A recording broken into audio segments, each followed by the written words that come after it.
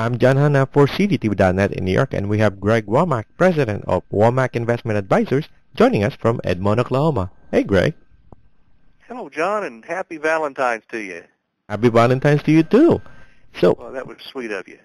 thank you, sir. Now, wh- what do you have for us with regards to the market-wise? I mean, last week was a pretty big news with regards to international issues like Egypt, and concerning about investments out there. Um, yeah, what's your take on that? We had some pretty good news on earnings reports. As you mentioned, Egypt, we got some relief over that political climate as well. And so investors, once again, sent domestic equities up for the week.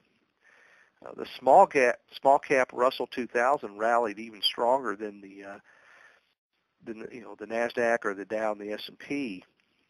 While the Nasdaq was less than 2% away from its 2000 high of 2,861, the Dow and the S&P continued to remain above 12,000 and 1,300 respectively. So year to date, the Dow's up at 6%, S&P up about 5.7, and Russell starting to gain a little steam now, is up 4.91.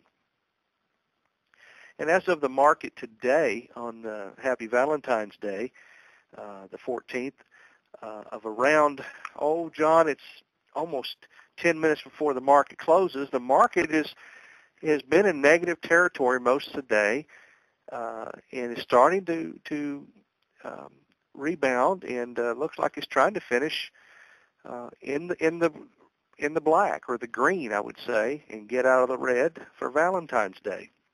So we'll see where it happens in the next few minutes. But we've had some pretty decent news. I mean, with the earnings are coming out pretty strong generally. In some of the other headlines, John, last week we had the trade deficit, U.S. trade deficit, widened to $40.6 billion in December, mainly due to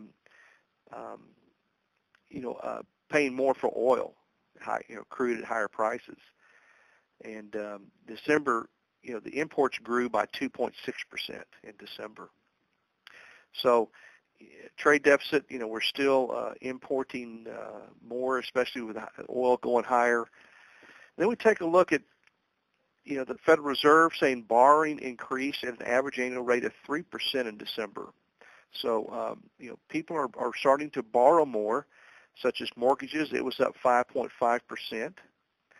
And but revolving credit card debt declined about 2.75%. So it looks like consumers used a little bit less of their credit cards and starting to focus more of their attention toward mortgages. Take a look at wholesale sales, up 0.4% in December, according to the Census Bureau, putting them at 10.5% higher than a year ago. And wholesale inventories rose 1% for the month. And I mentioned oil prices. They did drop as the political situation in Egypt appeared to near a peaceful resolution. Another big piece of information that came out of the Treasury Department, they're recommending that Fannie Mae and Freddie Mac gradually be wound down and eased out of their role in helping to finance the nation's housing market to be a place eventually replaced by private lenders eventually. The report recommendations for immediate steps include the two agencies' portfolios restricting purchases of mortgages that exceed $625,000 or involve a minimal down payment, and also raising fees for mortgage securitization guarantees and FHA mortgage insurance. So of these three alternative proposals for long-term reform, which this would require congressional action and take several years to implement, the most dramatic would narrowly restrict agencies to helping to support lending to a narrowly targeted group.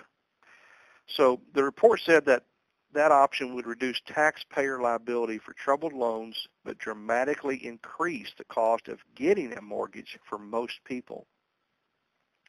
So I'm sure, John, we're going to see a lot of this in the news over the next couple of years as they try to figure out how they're going to wind down Freddie and Fannie and replace that by private lenders. As we look ahead, John, retail sales will show how much the bad weather has affected shoppers, while inflation measures we watch for any signs of an uptick in prices. So Tuesday we have retail sales and business inventories. Then we have Wednesday, wholesale inflation, housing starts, and industrial production. And then the Federal Reserve minutes are also on the 16th, which is Wednesday. Then we have Thursday, consumer inflation and leading economic indicators. And this is a big holiday on Valentine's Day. A lot of people are out buying cards and promoting and stimulating the economy through buying chocolates and flowers. And I just got through coming back from here a little bit earlier, the drugstore, and the people were lined up buying cards and candy. And so get out there and stimulate the economy and show your love for not only your loved ones, but also our economy. There you go. Happy Valentine's Day to you again. And that's Greg Womack, President of Womack Investment Advisors, joining us from the Valentine, Edmond, Oklahoma. And I'm John Hanna from cdtv.net in New York.